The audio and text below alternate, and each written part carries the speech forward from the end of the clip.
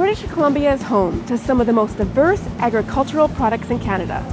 From the traditional family farm to vineyards or fisheries, if you're into eating local foods, you're in luck. I'm Lori Petrick, dietitian and local food lover. Join me as I visit BC food producers and farmers who are committed to providing fresh, local foods that are good for you and good for our earth. Today, we're at Fraser Common Farm, a certified organic farm located in Aldergrove, BC. This farm was started back in the mid-70s by a group of people who started an urban-rural co-op. So people in the city would kind of come out and work on the farm, and there was sort of back and forth. And I had actually just finished an apprenticeship program, showed up at the co-op in town, and somebody who lived there said, "Oh, good, you've just learned to farm. We need a farmer at the farm. So you should live here and then work at the farm out there." So that's what I did. So the apprentices that come through, we've had a couple from UBC's apprenticeship program.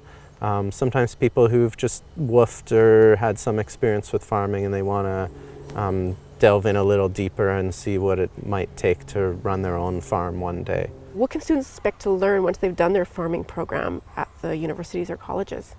I feel like you kind of touch the tip of the iceberg in probably any schooling you do, and then when you get out into the work is actually when you start learning it. So I hope what they can learn is that you're not ever going to stop learning this stuff, especially the type of farming we do. We're not growing one crop. We're working with so many different crops at different phases. A big part of making a living farming is actually running a business. So there's all the farming stuff and there's tons to learn about that, but then there's the logistical stuff, the bookkeeping, how do you get customers, how do you take orders, how do you organize things so you're being as efficient as possible. And we're still learning that as well. So you have a couple students here today working with you?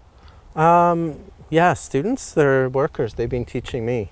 Mark's been on the farm working with us for 3 years, and Kim has just started, I guess, last month. And they're both interns from the UBC Farm Apprenticeship Program. Mark started working with us 3 years ago, and he keeps threatening to leave, but he keeps coming back.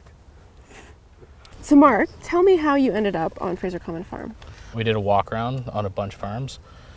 And when I came here, I liked that it was like natural and there were still trees and it was kind of enclosed in and there was rocks and weeds and it was like a real farm rather than like an aesthetic looking farm like some places are. What have you found that you've been learning on this farm versus your farming program? Seed saving was one of the big things. We did a little bit of that at UBC, but here they do quite a bit. Like there's some people on the farm that really value that and have for a long time. Although there is a growing local food movement in Canada, the vast majority of our local fruits and vegetables are not grown from local seed. Between 80 and 50 years ago, seed companies sort of sprung up and farmers didn't need to save seed because there were people kind of specializing in saving seed. And there used to be lots of little seed companies and they had tons of different varieties of seed. And as the seed companies have been bought up by bigger and bigger companies, they're not really interested in growing a lot of the varieties that we're interested in growing. You take tomatoes, for example, the seed saving world, the seed breeding world, the companies out there, their goal for a tomato is to grow lots of seed from a tomato that produces well and produces lots of tomatoes that can ship long distances. We don't need a tomato that can ship long distances. We want one that tastes good because a lot of the ones that ship long distances, they don't really have a lot of flavor. These are, they're a fine bean, so a very thin, fine French bean. And the variety is called straight and narrow. And a couple years ago, they were suddenly harder to find. So they weren't available from the seed company we normally got them, and we decided we needed to make sure we're saving seed from it. So what percentage of beans are you picking versus how much are you leaving to dry for seed? Well, we've just taped this area off, so we're not picking any of those ones. And so that's about a 50-foot section. This is a 200-foot row, so we're leaving a quarter of it.